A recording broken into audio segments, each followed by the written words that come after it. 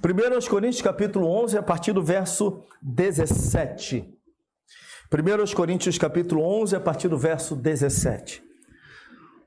O texto nos diz assim: entretanto, nisto que lhes vou dizer, não os elogio, pois as reuniões de vocês mais fazem mal do que bem.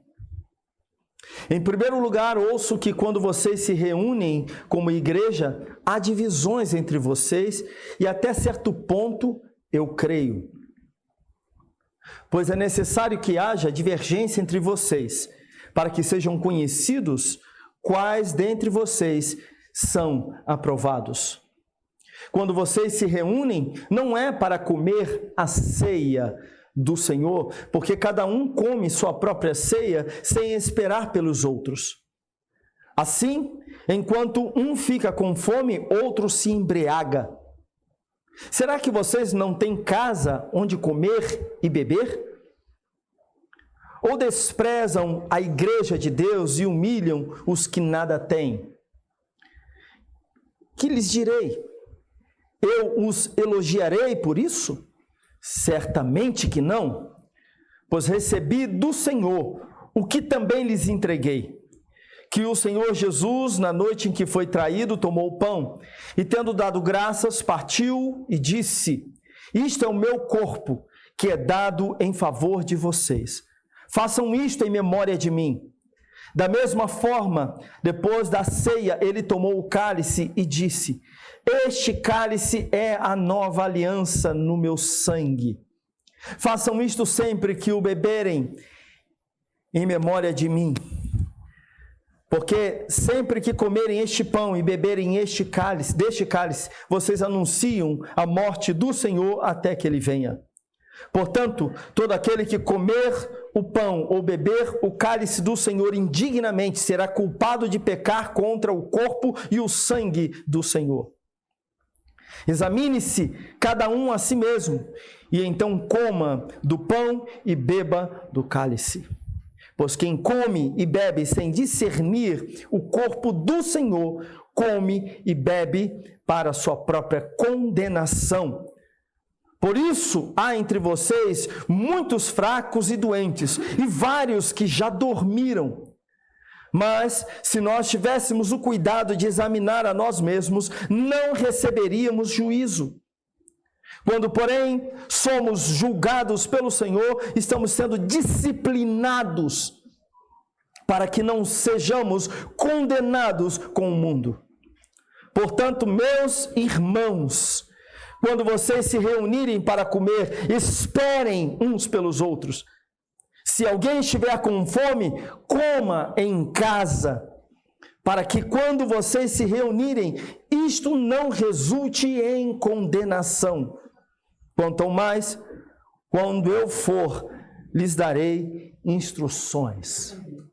Amém. Vamos orar. Senhor amado, estamos diante das Escrituras Sagradas, a Tua Palavra. Ela é a nossa regra de fé e prática. Nos guiamos pela Tua Palavra, devemos viver pela Tua Palavra, na Tua Palavra. E por vezes a Tua Palavra nos confronta, por vezes a Tua Palavra nos fere, por vezes ficamos desconfortáveis por causa da Tua Palavra e engrandecemos o Teu nome por causa disso. Ajuda-nos, ó Deus, para que jamais venhamos nos afastar da Tua Palavra. Ajuda-nos, ó Deus, para que a cada dia a nossa vida de fato seja guiada pelas Escrituras Sagradas. Que possamos, ó Pai, nesta manhã, sermos edificados na Tua Palavra. Fala conosco, nós precisamos ouvir a Tua voz. Tenha misericórdia da minha vida, ó Pai, que neste momento eu seja instrumento em Tuas mãos, a fim de que os meus irmãos sejam edificados nas Escrituras Sagradas. Assim nós oramos em o nome de Cristo Jesus. Amém. Amém. Os irmãos podem sentar, por favor. Paulo havia acabado de elogiar esses irmãos. Isso aí. Está amarrado. Brincadeirinha. Tem nada que amarrar, é só desligar, só baixar o volume.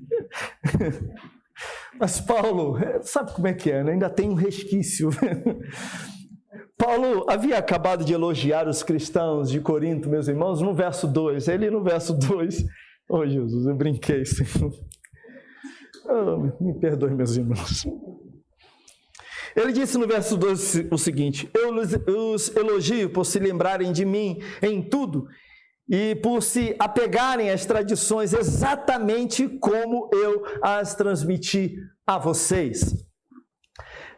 Ele faz esse elogio a esses irmãos porque esses irmãos estavam guardando no coração deles, digamos assim, as tradições orais ou os ensinos orais das Escrituras, né? E esses irmãos, referente às Escrituras, esses irmãos tinham guardado no coração deles, esses irmãos tinham dado valor àquilo que Paulo tinha dito para eles. Mas agora Paulo traz sobre esses irmãos, não elogios, mas Paulo traz a esses irmãos exortações severas. Paulo confronta esses irmãos de maneira dura, muito severa. Paulo coloca o dedo na ferida, ou na principal ferida desses irmãos. Mas o que está acontecendo aqui no texto em que nós lemos? Mais uma vez, o que está acontecendo no meio dessa igreja é divisão. Divisão era o grande problema dessa igreja. Aliás, um dos grandes problemas dessa igreja. Essa igreja não é uma igreja que nós devemos tomar como exemplo para a nossa vida de fé. Eu creio que qualquer cristão que já tenha algum tempo de caminhada não diria, falar alguma coisa do tipo: eu gostaria muito que a minha igreja fosse como a igreja de Corinto.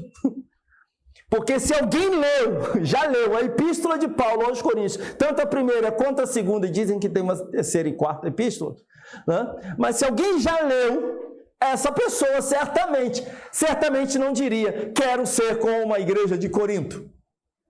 Porque, mais uma vez, essa igreja, Paulo está apontando nessa igreja um problema de divisão. E ao que tudo indica, era um problema alarmante, era um problema grande, sério.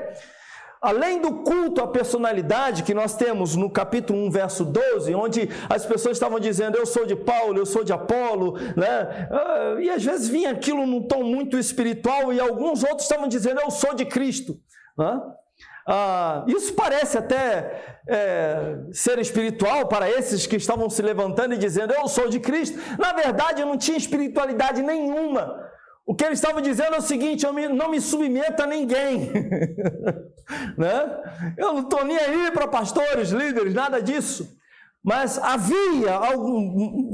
estava acontecendo muitos problemas aqui no meio dessa igreja, e agora Paulo mostra que esses crentes estavam indo à igreja e voltando da igreja, voltando dos cultos, piores ainda. Saíam de suas casas, entravam num culto, e quando retornavam do culto, o coração deles estava em estado pior. E, gente, isso é grave. Imagina você acordar de manhã, na manhã de domingo: eu vou para a casa de Deus, vou lá para a Igreja Cristã Nova Vida da Tijuca.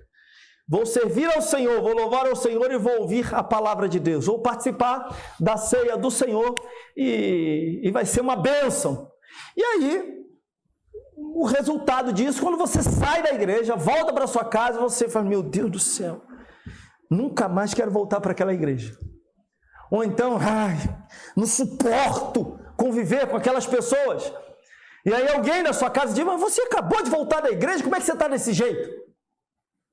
Ou seja, você está pior, você ficou pior. E era o que estava acontecendo. No verso 17, olha o que está nos dizendo na segunda parte. Aliás, vamos ler o verso todo. Entretanto, nisto que lhes vou dizer, não os elogio. Paulo vai falar um monte de coisas aqui. E ele vai dizer o seguinte: pois as reuniões de vocês mais fazem mal do que bem. Isso é grave, gente. O ajuntamento dessa igreja, a celebração desses irmãos, o culto dessa gente estava fazendo mal para a igreja, para as pessoas. E o que estava acontecendo? Os mais abastados, aqueles que eram ricos, estavam desprezando a igreja, conforme nós lemos aqui no próprio texto, no verso 21. Estavam desprezando a igreja, estavam levando à vergonha os pobres. a ceia, que era uma festa precedida pela, que a gente chama de festa do amor, ou festa ágape, e lá em Judas, verso 12, vai falar sobre isso, né? Ressaltando, Judas não tem capítulo, então você vai lá no verso 12, e você vai ver Judas fazendo referência a esta festa, conhecida como festa ágape, esse ajuntamento. A ceia, ela era precedida por esta festa, né? Assim, nesse dia da ceia, nos encontros aos domingos, era celebrada aí servida uma refeição. O povo se reunia antes de servirem a ceia do Senhor, eles serviam uma refeição. Cada pessoa, cada família levava um pouquinho de comida da sua casa, um pouco de vinho, água. Eles faziam dessa forma e levavam para este encontro. Então toda a igreja participava desse encontro. E ali, qual era o grande problema? E eles procuravam se confraternizar, mas depois dessa confraternização, eles então serviam a ceia do Senhor, mas tinha um problema. Os ricos chegavam com as suas refeições, suas comidas e bebidas e tal, e botavam a mesa. Eles se sentavam de um lado, né, e os pobres iam chegando um pouco depois. Só que eles não estavam comendo. Os ricos comiam todas as coisas, bebiam, se embriagavam com toda aquela comida e bebida, se empanturravam de tudo e não deixavam nada para os pobres. Os pobres saíam de lá com fome. Era a festa do amor, era a festa ágape. Era um encontro para promover a comunhão e o amor entre os irmãos, mas naquele encontro, aqueles que passavam por necessidades continuavam na mesma situação. Voltavam para as suas casas sem comer nada, ou ficavam apenas com os restos, com aquilo que sobrava. E meus irmãos, Paulo, lá em Gálatas, capítulo 5, versos 19 a 21, vai dizer que tanto a glutonaria quanto a bebedeira são obras da carne. E era isso que estava acontecendo. E aí, depois desse show de horrores, levantavam-se líderes ou uma outra pessoa no meio da ceia e dessa celebração, dessa refeição que deveria ser comum, conjunta, e essa pessoa dizia num tom muito espiritual: agora vamos servir a ceia do Senhor. Conseguiram alcançar a hipocrisia?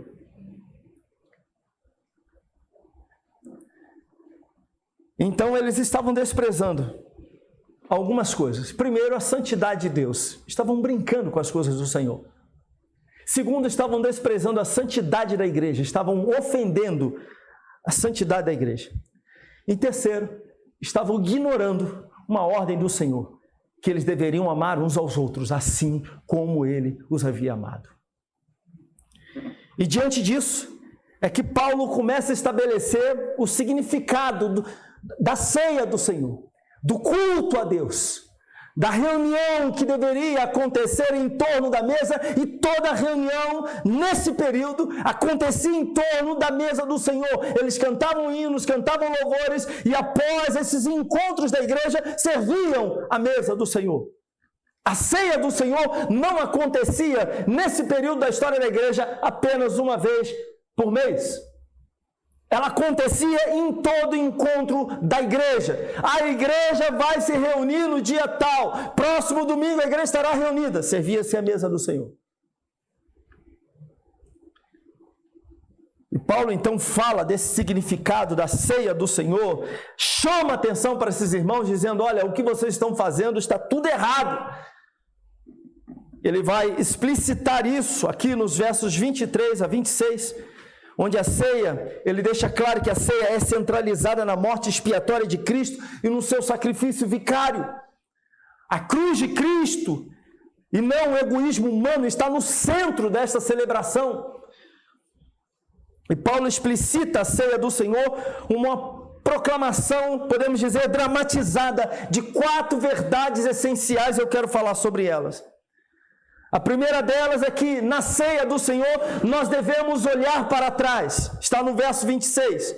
Quando Paulo diz o seguinte: porque sempre que comerem deste pão e beberem deste cálice, vocês anunciam a morte do Senhor até que Ele venha. A primeira coisa que Paulo diz, deixa bem claro aqui que nós devemos olhar para trás. Paulo chama a atenção dessa igreja que está se reunindo para celebrar ao Senhor, que teve a sua refeição, que muitos ignoraram as pessoas que ali estavam e agora estavam diante num sacramento.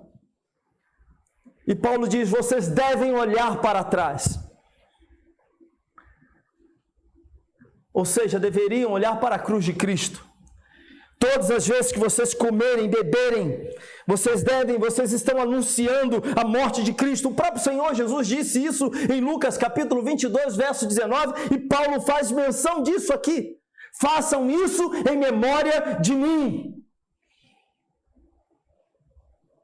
Jesus está dizendo para essa igreja se lembrar, não dos seus milagres. Notem a grande e a maravilhosa lição que Jesus deixa para a sua igreja. Não é para a sua igreja ficar lembrando dos milagres. Não quer dizer que não devemos trazer à nossa memória os feitos do Senhor Jesus Cristo, porque eles têm preciosas lições. A maior delas é que todos os milagres operados pelo nosso Senhor Jesus Cristo, enquanto esteve aqui na terra, todos os milagres tinham como um propósito principal, um ponto principal, a sua divindade, estabelecer: eu sou Deus, por isso estou fazendo essas coisas. Estou provando para vocês a minha divindade, realizando esses milagres. Quando ele ressuscita uma mulher, ele está dizendo: olha, eu tenho poder sobre a morte. Quando ele cura, eu tenho um poder sobre o corpo de vocês, sobre a saúde de vocês. Quando ele anda por sobre as águas, eu tenho poder sobre a natureza. Jesus está deixando isso bem claro para a sua igreja. Mas aqui, quando ele diz: façam isso em memória de mim, o ponto em que ele está estabelecendo aqui é para que essa igreja lembre, para que o povo lembre da sua morte. Porque a sua ida à cruz e a sua morte é a principal, ou deixa-nos a principal lição para nós como cristãos. Cristo Jesus veio ao mundo e morreu pelos nossos pecados. Então devemos olhar para trás e nos lembrar de três coisas. Por que Cristo morreu? O homem estava perdido, portanto, somente Ele poderia restaurar ou religar o homem a Deus. Por isso a palavra religião vem do latim religare, né? A segunda coisa, como Cristo morreu? A morte de Cristo foi horrenda, foi numa cruz. Um lugar onde apenas os malditos eram mortos. Apenas assassinos, bandidos, homens cruéis eram mortos. E Cristo foi para a cruz. Como Cristo morreu? Crucificado como maldito de Deus. Ele levou sobre si as nossas maldições. E por quem Cristo morreu? Por aqueles a quem o Senhor amou, elegeu para a glória e honra do seu santo e maravilhoso nome. Portanto, a ceia, meus irmãos, é uma pregação dramatizada do Calvário. Aquilo que Cristo fez por nós. Quando participamos desses elementos, estamos olhando para trás nesse sentido. Estamos olhando para aquilo que Cristo fez por amor a nós. Estamos olhando para o sacrifício realizado na cruz do Calvário. Ele nos amou, Ele nos resgatou. Quando nós participamos da ceia, olhamos para a cruz de Cristo. A segunda coisa é que Paulo também deixa claro que nós devemos olhar para frente. Pois no verso 26... ele vai dizer: porque sempre que comerem deste pão e beberem deste cálice, vocês anunciam a morte do Senhor até que Ele venha. A ceia do Senhor aponta para a segunda vinda de Cristo. Quando nós participamos da ceia, olhamos para a cruz, voltamos os nossos olhos para trás, olhamos, refletimos sobre aquilo que Cristo fez, como também precisamos parar para pensar, refletir naquilo que acontecerá à volta de Cristo Jesus. Há um clima de expectativas, ou pelo menos deveria haver grande expectativa no nosso coração quando nós participamos da ceia do Senhor. Deve existir grande expectativa no nosso coração pela volta de Cristo. A volta de Cristo, a segunda vinda de Cristo, é a nossa grande esperança. Nós aguardamos muitas coisas em Deus, nós esperamos no Senhor milagres, nós esperamos que o Senhor nos fortaleça, que Deus abençoe as nossas famílias, que Ele nos dê uma oportunidade neste mundo, que sejamos bênçãos na vida de tantas pessoas, que sejamos abençoados materialmente. Nós também pedimos isso ao Senhor. Pedimos ou não pedimos? Pedimos. Pedimos que o Senhor nos cure. Temos orado pela cura, pela restauração de irmãos e irmãs, todas as terças e sextas-feiras aqui na casa de Deus. Há grande expectativa no nosso coração por muitas coisas. Esperamos muitas coisas da parte do Senhor, mas a maior delas é a volta de Cristo Jesus. É o Senhor voltando nos ares, os mortos sendo ressuscitados e nós, os vivos, sendo conduzidos às alturas para nos encontrarmos com o Senhor. Essa é a nossa grande esperança. Porque se o que nós esperamos da parte de Deus se traduz apenas no que nós podemos viver aqui neste mundo, nós somos os mais miseráveis dos homens. Porque tudo que você pode conquistar aqui ficará. Não é? É lógico que é. Tudo. Construa um império neste mundo, e esse império aqui ficará, ficará nas mãos de outras pessoas. Lute para ser o homem mais poderoso da terra. Lute, e aqui ficará. Talvez na memória de algumas pessoas elogiando você, Pelé, o maior jogador de futebol de todos os tempos, é lembrado até hoje, mas isso está só na memória. Pelé vai morrer. Cristiano Ronaldo, vi um vídeo dele esses dias, ele falando, na minha cabeça eu sou o melhor do mundo, e ponto final. Né? Ele é um cara muito seguro de si, né? E de fato é um dos maiores jogadores do mundo na atualidade, aliás, há alguns anos. Mas isso ficará aqui. Pense no homem mais rico do mundo, que eu não sei quem é. Deve ser um sheik desse daí da vida. Essa riqueza ficará aqui. Mas a nossa verdadeira riqueza, a verdadeira riqueza de todo aquele que recebeu Jesus como Senhor e Salvador, é a glória de Cristo Jesus, é estar com Ele, desfrutando da presença dEle, vivendo eternamente com Ele. Essa é a nossa glória. E alguém disse, meus irmãos, que a ceia é o elo entre suas duas vindas, as duas vindas de Cristo, o monumento de uma e a garantia de outra. O monumento daquilo que Cristo fez na cruz do Calvário e a garantia da sua volta. Ele voltará. Cristo voltará. E a terceira coisa que nós temos aqui, e que Paulo deixa claro para nós aqui, nós devemos também olhar para dentro. Quando o crente celebra a ceia, ele não somente olha para trás, ou seja, para a cruz de Cristo, para aquilo que Cristo fez. Ele não somente olha para a frente, ou seja, para a volta do Senhor Jesus Cristo, com grande expectativa na volta do Senhor Jesus Cristo, mas ele também olha para dentro de si mesmo.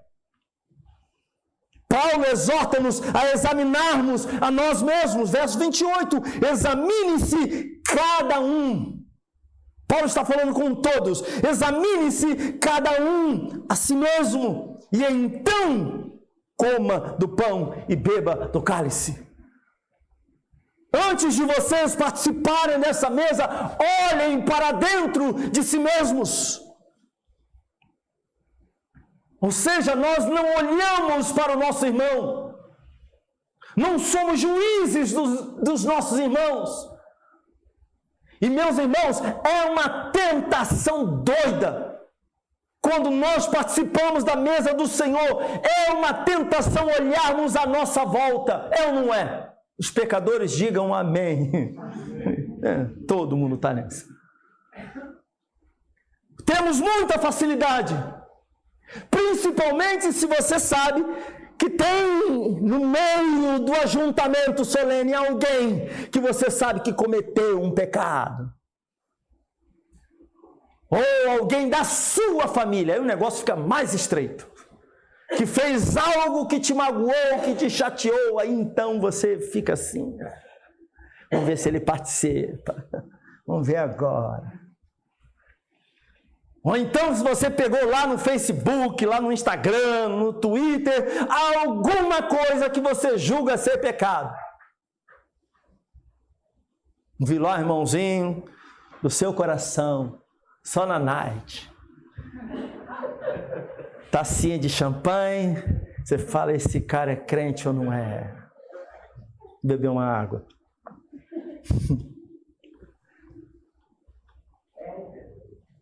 E aí seus olhos passeiam pela igreja como se você fosse o eterno. Mas Paulo está dizendo para mim e para você que nós devemos olhar para dentro de nós nesse momento da ceia.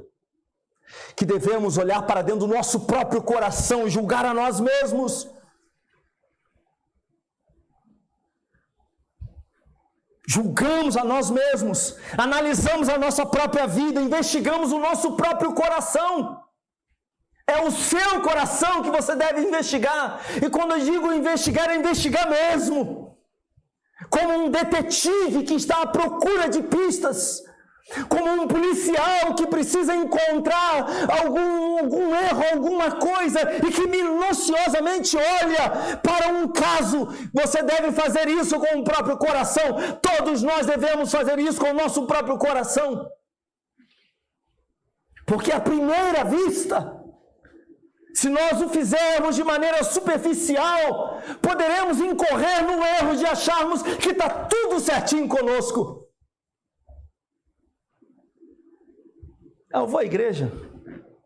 Eu dou dízimo. Eu oferto na igreja. Ajudo os projetos da igreja. Estou na igreja domingo de manhã, domingo à noite, glória a Deus, né? Nós temos uma geração que só vai no culto no domingo. Isso está meio errado, eu acho. Mas eu vou à igreja domingo de manhã, domingo à noite. Quarta-feira eu estou na casa do Senhor. Terça eu não posso estar não, porque eu tenho um compromisso. Mas na sexta-feira, meus irmãos, eu estou lá. E se eu não tiver, eu estou no YouTube lá, estou assistindo, participando da reunião de oração. Aí você dá essa olhada superficial, sabe? Quando o cidadão quer conhecer, quero conhecer a floresta amazônica. Aí pega lá um avião, um helicóptero, paga, deve ser uma fortuna um negócio desse, né? E dá aquele sobrevoo. Fica encantado com tudo aquilo. Só que o Senhor nos chama não a sobrevoar, mas andar por dentro dessa floresta chamada o seu coração, o nosso coração. E ali dentro tem muita coisa que você não gostaria de ver. E essa caminhada que o Senhor nos manda fazer é muito importante.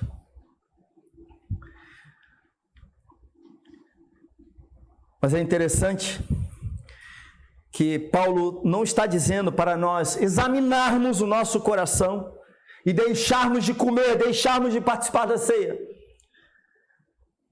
Ou seja, a exortação não é para a fuga da ceia, mas para uma fuga do pecado.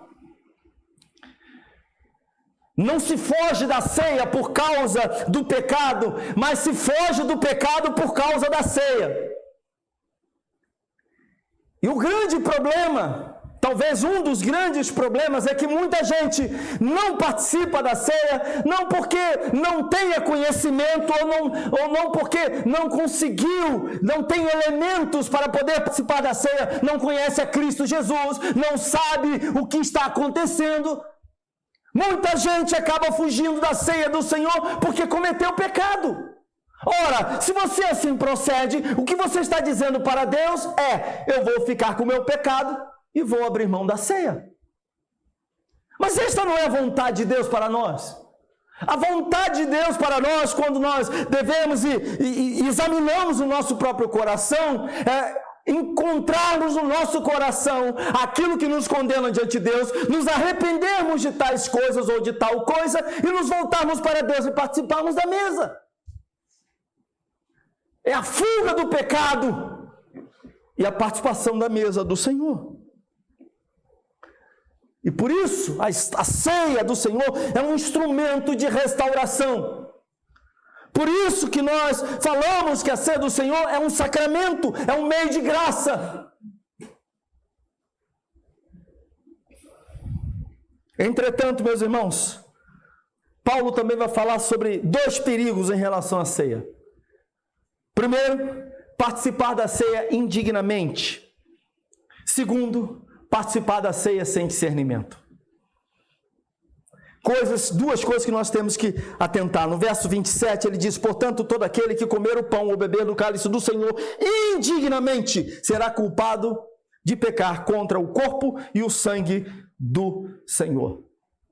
Mas o que é isso? Participar da ceia indignamente. O que significa isso? Calvino, comentando sobre esse texto, ele disse que participar de forma digna é ter consciência da nossa própria indignidade. Alguém que participa da ceia do Senhor de forma digna é alguém que tem consciência, que conseguiu compreender que é indigno diante de Deus e que, portanto, precisa da sua graça, do seu favor imerecido. Mas sobre certo aspecto, meus irmãos, ninguém aqui pode dizer que é digno da bondade de Deus. Não é assim? Todos nós somos indignos. Mas num outro aspecto, nós podemos dizer que podemos vir à mesa do Senhor, isto é, com fé e de maneira digna, com fé, com a devida realização de tudo que é pertinente a tão solene rito. E de que maneira estão falando? Cientes dos nossos próprios pecados, tendo confessado os nossos pecados e procurando amar o próximo da maneira como o Senhor Jesus disse que nós devemos amar. Negligenciar essas coisas é, portanto, achegar-se à mesa de maneira indigna. Negligenciar a realidade do nosso coração, não confessar os nossos pecados diante de Deus e não atentar para os nossos irmãos, amando-os de verdade, considerando-os de verdade, isso é se aproximar da mesa de maneira indigna. Nós não podemos nos aproximar de maneira leviana e irrefletida da mesa do Senhor. E aí chegamos ao segundo ponto, que está nos versos 28 a 30. Leiam lá comigo. Examine-se cada um a si mesmo e então coma do pão e beba do cálice. Pois quem come e bebe sem discernir o corpo do Senhor, come e bebe para a sua própria condenação. Por isso há entre vocês muitos fracos e doentes, e vários que já dormiram. E esse dormiram aqui é morreram mesmo, tá?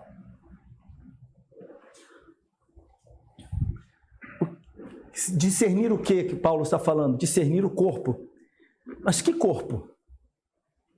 Existem algumas visões aqui.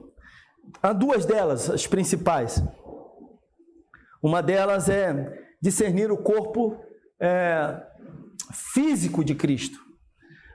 Discernir o sacrifício que ele fez na cruz, todo o sofrimento de Cristo. Discernir tudo que aconteceu com ele para que a nossa vida pudesse ser resgatada. Uma outra visão adotada por alguns é discernir o corpo místico de Cristo, que está falando da igreja.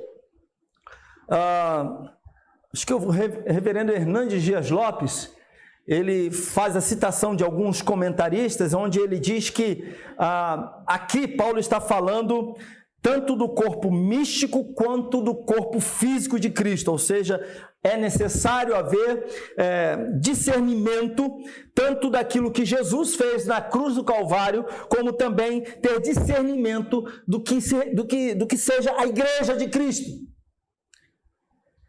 Então, não se pode participar da ceia do Senhor sem essa compreensão da cruz e sem a compreensão do amor que nós devemos uns aos outros, àqueles que foram chamados como igreja de Cristo Jesus. Nós não podemos participar da ceia, mas aqui na igreja de Corinto, em virtude dos seus pecados não tratados, Paulo está ressaltando que algumas pessoas estavam doentes, outras estavam fracas, e haviam até mesmo aquelas que tinham morrido por causa da maneira leviana de participarem da mesa do Senhor. Ou seja, em consequência dos pecados dessa igreja, e que eram graves, a maneira como essa igreja estava participando da ceia, ou aliás, a maneira como essa igreja estava vivendo. Porque é importante a gente voltar um pouco atrás, ao que estava acontecendo. A prática dessa igreja não deixou de existir já há muito tempo, né? A igreja apostólica vivia assim, mas depois isso foi abandonado. Aos domingos, por exemplo, tinha lá os cânticos, aquela coisa toda, e depois a igreja saía para um determinado ambiente para ter as suas refeições. E aí todos comiam, todos participavam dessa refeição, desse almoço, digamos assim. E após o almoço alguém levantava, todos permaneciam ali e alguém ficava de pé ou alguém pegava a palavra. Eles comiam reclinados, era dessa forma que eles costumavam, acho que era reclinado à esquerda. Era dessa maneira, eles ficavam ao chão reclinados e alguém tomava a palavra, um líder, um pastor da igreja, o bispo, tomava a palavra e servia ali o cálice e o pão. É nesse contexto que acontecia as reuniões deles. Só que esse povo, quando chegava, já sentavam, colocavam a sua comida, e cada um começava a comer, não esperava pelo próximo, e quem levava boa comida, comia da boa comida, e aqueles que não tinham nada ficavam sem comer, iam para casa muitas vezes com fome. Então o ambiente não era nada espiritual, a situação não era nada agradável. Aquela igreja estava profundamente dividida. O amor ao próximo. E também não podemos falar de amor a Deus, porque quem ama a Deus vai amar ao próximo. Quem está cheio de Deus no seu coração vai olhar para o lado e vai buscar abençoar. Vai olhar para o lado e vai buscar fazer alguma coisa em favor do seu irmão. Como eu posso dizer que amo o meu irmão, a quem vejo? Aliás, como eu posso dizer que amo a Deus, a quem não vejo? Se eu não amo o meu irmão, a quem vejo, a quem toco? E aí Paulo está dizendo que essa igreja estava com sérias dificuldades de cumprir o mandamento do Senhor, amar o próximo. E essa igreja estava adoecendo espiritualmente e fisicamente. Aqui, meus irmãos, o que nós vemos é um juízo de Deus sobre a vida desses irmãos. Juízo temporal do Senhor.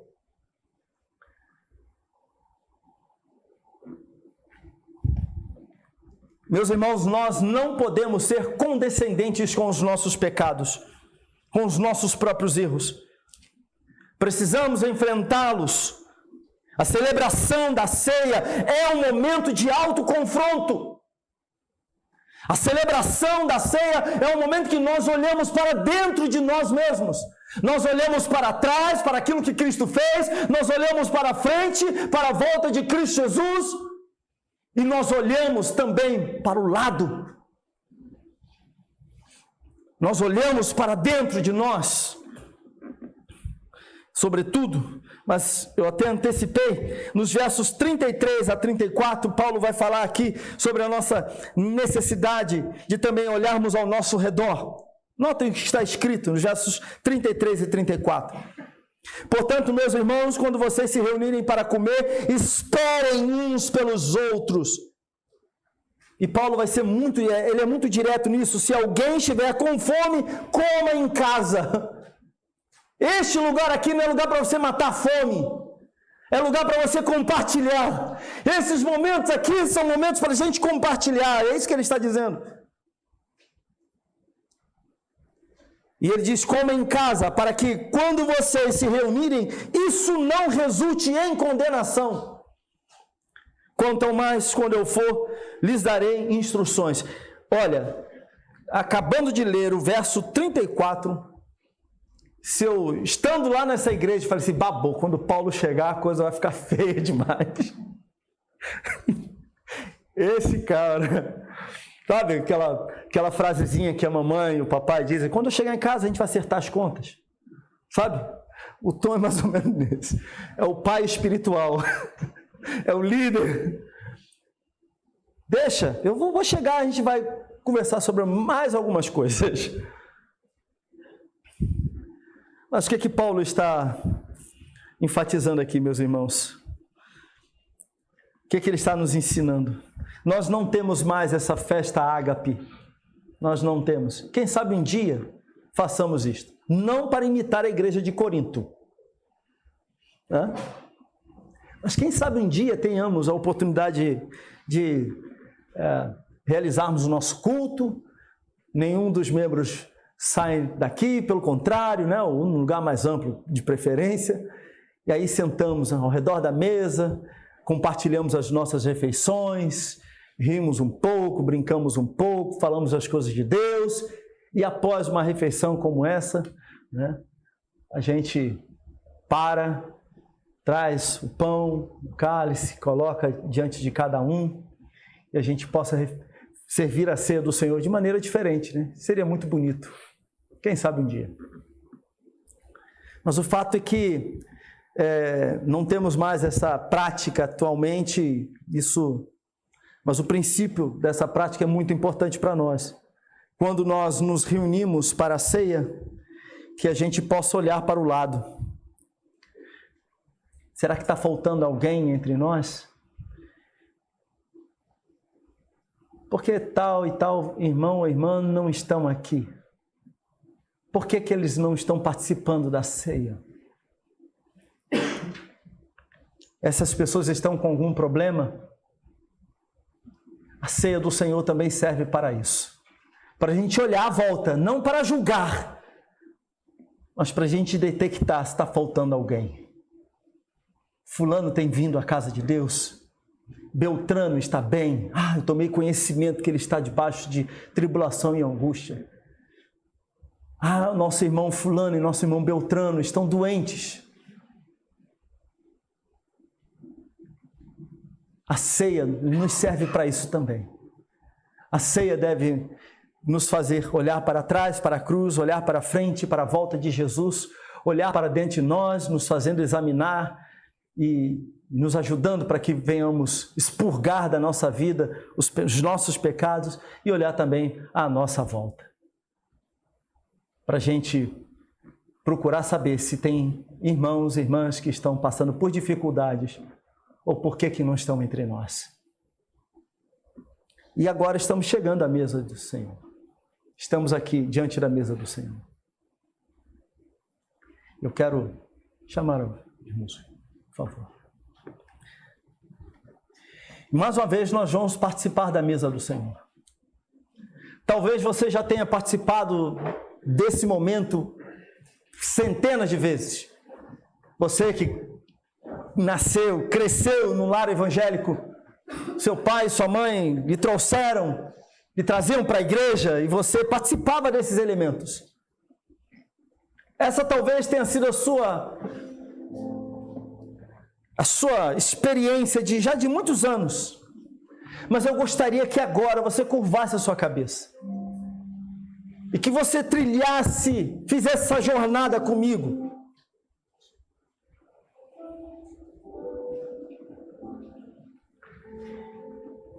E eu gostaria que você começasse a olhar para trás.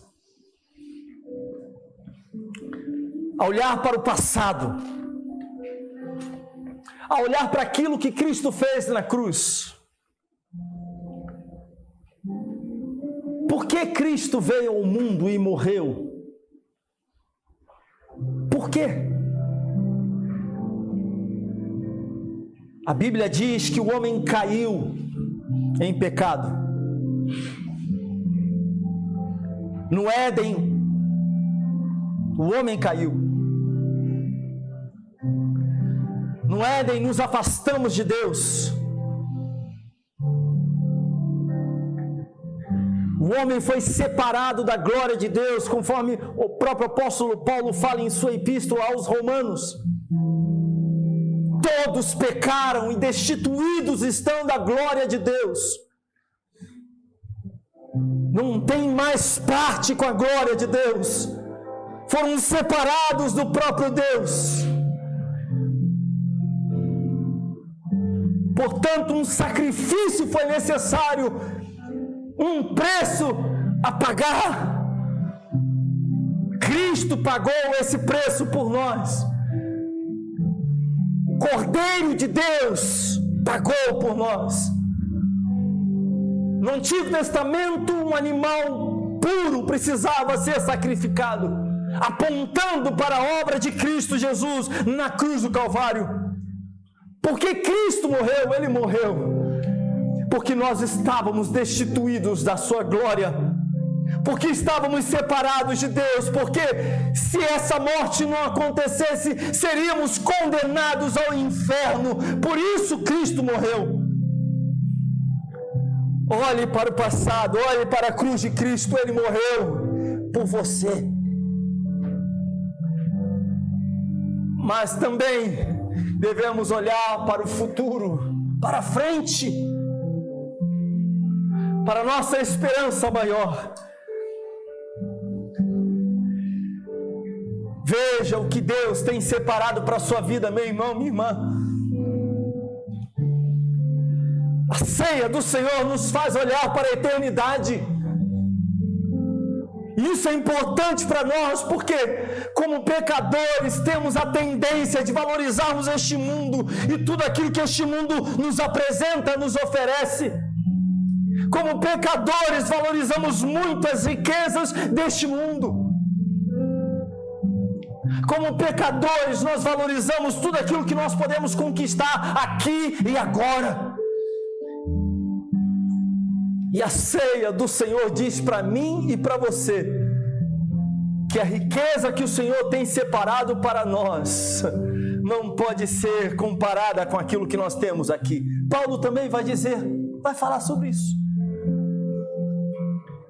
Nós, por vezes, nos sentimos machucados, feridos pelas tribulações, mas nada disso se compara com a grandeza daquilo que o Senhor separou para nós.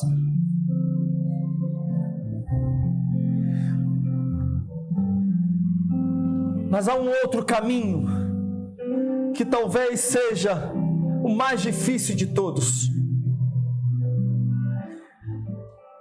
que é a jornada para dentro das florestas do nosso coração. É a jornada para dentro de nós mesmos, é o caminho estreito, espinhoso, difícil, insalubre.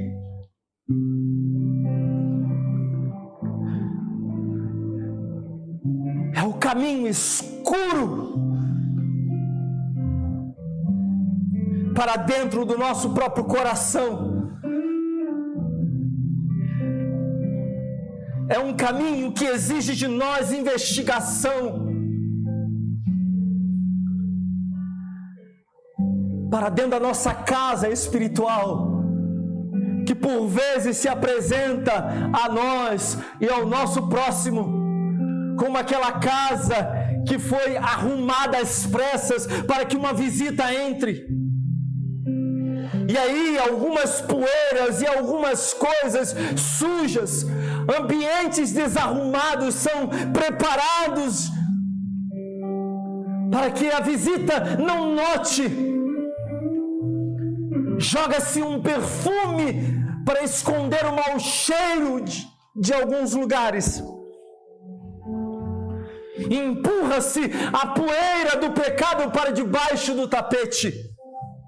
Então, agora, neste momento, a minha palavra para você, para nós, para todos nós, é que entremos neste ambiente, é que entremos nessa casa, não como um visitante descuidado, mas como dono da própria casa, que conhece as sujeiras, as podridões, as imperfeições, as paredes quebradas, as janelas com defeitos, que conhece as sujeiras verdadeiras, que sabe que debaixo da cama há muita coisa errada, que sabe que há muita gordura no banheiro, entranhada nas paredes. E agora, olhando para dentro dos nossos próprios corações, venhamos diante de Deus com sinceridade, confessar todos os nossos pecados, dizer para Deus: Senhor, eu estou diante da minha própria vida, diante dos meus próprios pecados, dos meus erros, das minhas mazelas, do meu egoísmo, da minha vaidade, da minha arrogância, e diante dessas coisas, ó Pai, eu me coloco e eu peço perdão ao Senhor por elas. Que você possa dizer: ó Pai, eu vejo tudo isso, eu já examinei, e esse exame não foi fácil, mas eu peço ao Senhor, perdoa os meus muitos pecados. Mas por último, é o momento de você também agora refletir um pouquinho sobre os seus irmãos, não sobre os pecados deles, mas sobre a falta deles, sobre a ausência deles, sobre o distanciamento que você tem percebido que esses irmãos têm tido do Senhor. De repente você tem notado que um ou outro irmão está debaixo de tribulação, de angústia, de dor. Agora é o momento de você pensar neles, como que olhando ao seu redor,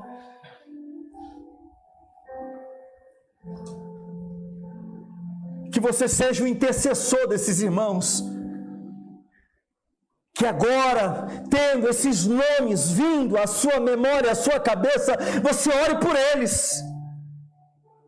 Talvez você lembre de pessoas que caíram gravemente em pecados e que nunca mais conseguiram se restabelecer.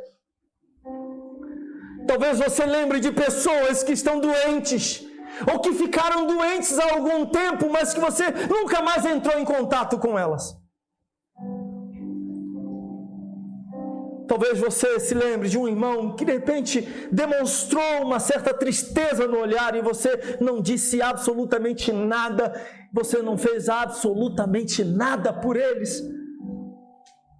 Agora é o momento de você olhar ao seu redor, espiritualmente falando, olhar ao seu redor e clamar em favor dessas vidas. E dizer: Senhor, tenha misericórdia, Deus restaura, Deus abençoa, Senhor cura, Senhor traga de volta para a tua casa, Senhor restaura a comunhão do meu irmão, da minha irmã, Senhor perdoa os seus pecados. E mais ainda, aqui está um grande desafio para toda a igreja do Senhor. Olhar ao redor também significa ir atrás deles. Não deixar para que apenas o pastor da igreja faça isso. Isso é o papel de todos nós como membros do corpo de Cristo. Vá atrás do seu irmão, ligue para ele, mande uma mensagem, procure ter contato com ele, ore por ele, instrua-o, aconselha-o espiritualmente, biblicamente. E quando eu digo aconselhar biblicamente, é abrir a palavra de Deus e falar daquilo que está escrito nas Escrituras Sagradas. Porque não são poucos aqueles que querem bancar psicólogos no aconselhamento. A psicologia tem o seu lugar, tem a sua hora, tem o seu tempo, mas o que eu estou falando é de você aconselhar biblicamente, abrir a palavra de Deus e falar da palavra de Deus para eles. Essa é a nossa maior necessidade, meu irmão, minha irmã. E agora que nós fizemos este caminho, agora que você olhou para trás, olhou para frente, olhou para dentro de si mesmo e olhou ao seu redor, eu peço que você abra os seus olhos agora e que você participe da mesa do Senhor sem acusação alguma diante de Deus, com graça no seu coração, com alegria. Faça isso agora em memória do Senhor Jesus Cristo.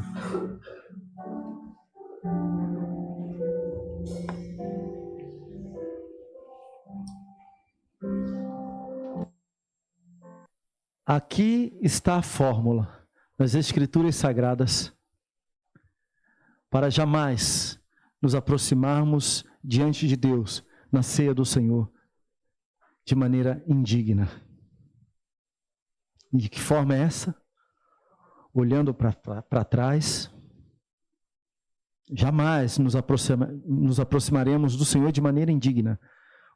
Olhando para trás, olhando para frente, olhando para dentro de nós e olhando ao redor. Não haverá acusação sobre o seu coração se você proceder assim, de maneira verdadeira, sincera diante do Senhor. Que você jamais deixe de participar da mesa do Senhor porque cometeu pecado, mas que você abra a mão do pecado para ficar com a mesa do Senhor. Que você jamais deixe de olhar e refletir sobre a cruz de Cristo. Que jamais você deixe de examinar o seu próprio coração, de pensar na volta de Cristo Jesus, o porquê que você está ali, o que Cristo fez na sua vida. Que possamos pensar também, sempre, na vida dos nossos irmãos. A ceia do Senhor apresenta para nós tudo isso. E agora eu gostaria que você fechasse os seus olhos e que você, durante alguns instantes, você pudesse fazer a sua oração diante de Deus. É você e o Senhor. E daqui a pouco eu vou conduzir uma oração. Santo, santo, santo, santo, santo é o teu nome, Senhor. Santo, santo, santo, santo é o teu nome, Senhor. Glória, glória, glória, glória ao teu bendito e maravilhoso nome, ó Deus. Tu és digno, ó Senhor. Senhor amado, nos aproximamos da tua mesa, pensando naquilo que o Senhor fez, aquilo que Cristo fez na cruz do Calvário por nós. Ele se fez maldito na cruz do Calvário por nós. Ele pagou o preço na cruz, preço esse que nós jamais poderíamos pagar. Mas Cristo pagou, o Cordeiro de Deus que tira o pecado do mundo. Ele foi imolado na cruz.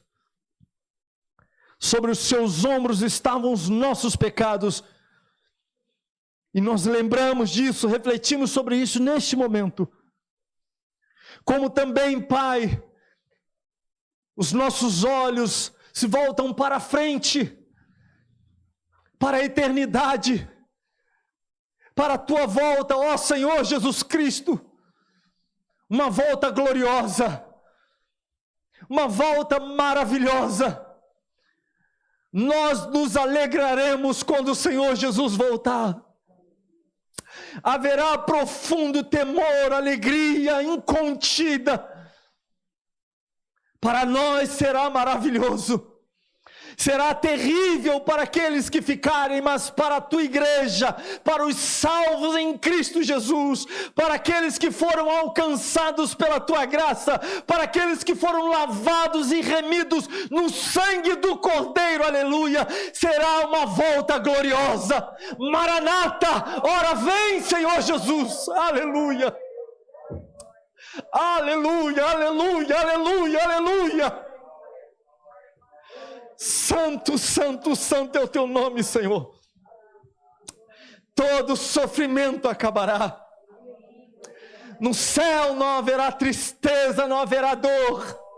Aleluia. Oh Deus, mas também olhamos para dentro da nossa própria vida, do nosso próprio coração. E há tanta coisa em nós, ó Deus. Nós te pedimos, perdoa-nos, ó Pai. Perdoa-nos, ó Deus, pelos nossos muitos pecados. Limpa-nos completamente da nossa culpa, purifica-nos do nosso pecado. Mas também precisamos olhar à nossa volta. Irmãos que não estão entre nós, irmãos que não têm vindo à tua casa em função da pandemia, irmãos que não têm conseguido sair de seus lares, e talvez até mesmo alguns que não têm saído por uma questão meramente política. O que nós te pedimos é a tua graça sobre cada um deles. Te pedimos o teu favor. Oramos por aqueles que não têm saído porque se enfraqueceram na fé, perderam o vigor, o ânimo, a alegria. Hoje talvez nem sintam prazer de buscar ao Senhor, de cantar louvores a Ti, ó Deus. Talvez, ó Pai, alguns até mesmo não sintam falta. Ó Deus, então oramos por eles. E não apenas oramos, mas queremos nos comprometer. E amado irmão, amada irmã, não faça esta oração agora, se isso você não quiser fazer de fato.